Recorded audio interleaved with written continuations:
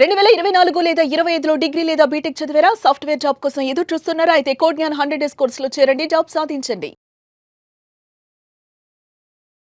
మేడ్చల్ జిల్లా బోడుప్పల్కు చెందిన మహిళా సాఫ్ట్వేర్ ఇంజనీర్ విజయశాంతి రెడ్డి తన ఇద్దరు పిల్లలతో కలిసి బలవన్మరణం చేసుకున్న ఘటన తెలుగు రాష్ట్రాలలో పెను సంచలనంగా మారిన విషయం తెలిసిందే. ఈ కేసులో తాజాగా మరొక అంశం వెలుగులోకి వచ్చింది. ఆమె రీసెంట్గా ఒక ఫ్లాట్కి 35 లక్షల రూపాయలు అడ్వాన్స్ కూడా చెల్లించినట్టు తెలుస్తుంది. ఈ కేసులో పోలీసులు దర్యాప్తును ఇప్పటికే ముమ్మరం చేసినప్పటికీ చిక్కుముడులు మాత్రం వీడడం లేదు. కేసులో పోలీసులు ఇప్పటివరకు దాదాపు 100 సీసీటీవీ కెమెరాలను కూడా పరిశీలించారు. ఆమె ఇంటి నుంచి రైల్వే ట్రాక్ వరకు ఏ రూట్లో వెళ్ళారు, ఆ సమయంలో ఆమెతో ఎవరైనా ఉన్నారా అన్న కోణాలలో కూడా విజువల్స్ పరిశీలించినప్పటికీ కేసును మలుపు తిప్పే బలమైనటువంటి క్లూ ఏది కూడా పోలీసులకు లభించలేదు. ఇప్పటి వరకు ఆమెకు సన్నిహితంగా ఉండే 20 మందిని పోలీసులు విచారించారు. మరోపక్క విజయారెడ్డి ల్యాప్టాప్, ఫోన్లను ఫోరెన్సిక్కు పంపారు పోలీసులు. ఇదిలా ఉంటే విజయశాంతి ఆత్మహత్య కేసులో మరొక కొత్త కోణం వెలుగులోకి వచ్చింది. గత కొన్ని రోజుల క్రితం ఓ ఫ్లాట్కు 35 లక్షలు చెల్లించిన విజయశాంతి రెడ్డి ఉప్పల్ దగ్గర నారాపల్లిలో కూడా మరొక ఇల్లు కన్స్ట్రక్షన్ కూడా చేయిస్తుందట. మరి ఇంతలా ప్లాన్ చేసుకున్న ఆమె ఉన్నట్లుండి ఎందుకు బలవన్మరణం చేసుకుంది? ఇంటి నిర్మాణం కోసం ఏమైనా లోన్ తీసుకుందా? ఆ లోన్ ఒత్తిడికి ఏమైనా గురైందా? లేకుంటే ఇంకేదైనా ఆర్థిక సమస్యలు ఏమైనా వచ్చాయా అనేటువంటి కోణంలో కూడా పోలీసులు విచారిస్తున్నారు.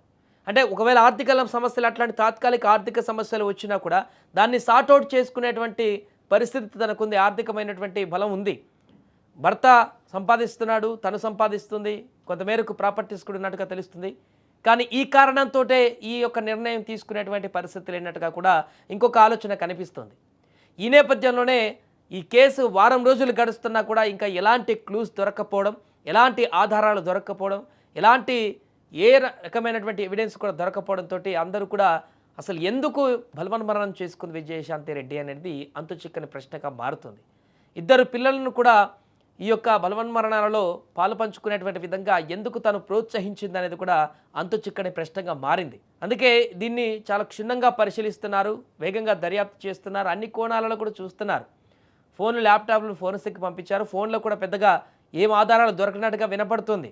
ఏదేమైనా కూడా ఇప్పటికీ వారం గడుస్తున్నా కూడా ఇద్దరు పిల్లలతో పాటు విజయశాంతి రెడ్డి బలవన్మరణం చేసుకున్నటువంటి ఘటన వారం రోజులు అవుతున్నా కూడా దీనికి ఒక కంక్లూజన్ రావట్లే. ఒంటరితనం కారణంగానే ఆమె చనిపోయిందని చెప్పినప్పటికీ కూడా పూర్తి రకమైనటువంటి ఒక బేస్ అయితే కనిపించట్లేదు ఈ కేసులో.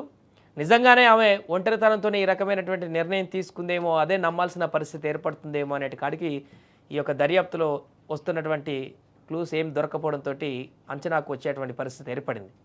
అంటే డిప్రెషన్లోకి వెళ్ళిపోయి, ఒంటరితనమైనటువంటి డిప్రెషన్లోకి వెళ్ళి మానసిక ఒత్తిడికి గురై ఒక మెంటల్ స్టేబిలిటీ కోల్పోయి ఇలాంటి నిర్ణయం తీసుకొని సైకలాజికల్గా ఇలాంటి నిర్ణయాలు తీసుకోవచ్చు, మెంటల్ అప్డౌన్స్ అయ్యంటూ కూడా తెలుస్తుంది సైకాలజీ నిపుణుల నుంచి. కాబట్టి ఇక ఎలాంటి క్లూ దొరకకపోతే ఖచ్చితంగా తనే మెంటల్ బ్యాలెన్స్ కోల్పోయి ఒంటరితనం అనేటువంటి ఒక దాంట్లో ఆ ఫోబియాలో మానసికంగా చాలా వీక్ అయిపోయి ఇలాంటి నిర్ణయం తీసుకొని ఉండొచ్చు అని కూడా ఒక అంచనాకు రావాల్సిన పరిస్థితి ఏర్పడుతుంది ఏం దొరకపోవడంతో. అయితే ఆమెతో పాటు ఇద్దరు పిల్లలు ఎందుకు ఈ రకమైనటువంటి నిర్ణయానికి పురుగొలిపింది అనేది తెలియట్లేదు ఇంకా. ఎందుకంటే నేను లేకపోతే వీళ్ళకి ఇంకా చూసుకోవడానికి ఆర్థిక భారం ఉంటుంది, లేకుంటే రోడ్డు మీద పడతారనే సిచ్యువేషన్కి వెళ్ళేది. Well settled family.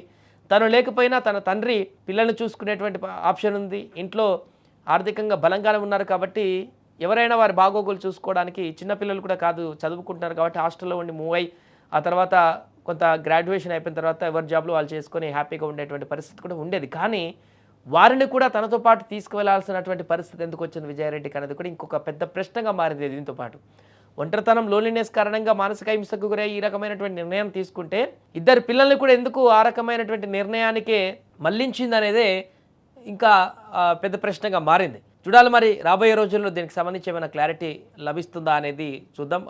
ఇప్పటికే ఎలాంటి క్లూ దొరకట్లేదు, ఇంకా ఏం దొరకనట్టుగానే కనిపిస్తుంది. కుటుంబ సభ్యులను మరొకసారి విచారిస్తున్నారు, ఆఫీస్లో ఉన్నటువంటి కొలీగ్స్ని విచారిస్తున్నారు, అందరినీ విచారిస్తున్నారు. ఎక్కడా కూడా ఏం లభ్యం కావట్లేదు. లాస్ట్కి ఇంకా ఆమె ఆ ఒంటరితనం అనేటువంటి ఒక మానసిక స్టేటస్ నుంచి బయటికి రాకపోవడంతో ఆ ఒత్తిడితోటే మెంటల్ స్టెబిలిటీ కోల్పోయి ఈ రకమైనటువంటి నిర్ణయం తీసుకొని ఉండవచ్చేమో అనేటువంటి పరిస్థితికి మనకి ఇంకా ఆ అంచనాకు రావాల్సిన పరిస్థితి ఏర్పడింది. ఏదేమైనా కూడా ప్రస్తుతం ఒక అప్డేట్ అయితే కనిపిస్తుంది. ఆమె ఒక ప్లాట్ కొనుక్కోవడానికి అడ్వాన్స్ ఇచ్చారు. ఇంటి నిర్మాణానికి సంబంధించిన కన్స్ట్రక్షన్ కూడా చేస్తుంది నారాపల్లిలో. ఫ్యూచర్ ప్లాన్ కూడా వేసుకున్నారు. భవిష్యత్తులో ఏ రకంగా ఉండాలన్నది కూడా ముందుకు ప్లాన్ వేసుకున్నట్టు కనపడుతుంది. కానీ ఆల్ ఆఫ్ సడన్గా ఈ నిర్ణయం ఎందుకు తీసుకుందనేది ఇంకా ప్రశ్నగా మారింది. చూద్దాం కొద్ది రోజుల్లోనైనా ఈ కేసుకు సంబంధించిన ఒక కంక్లూజన్ దొరుకుతుందా లేదనేది.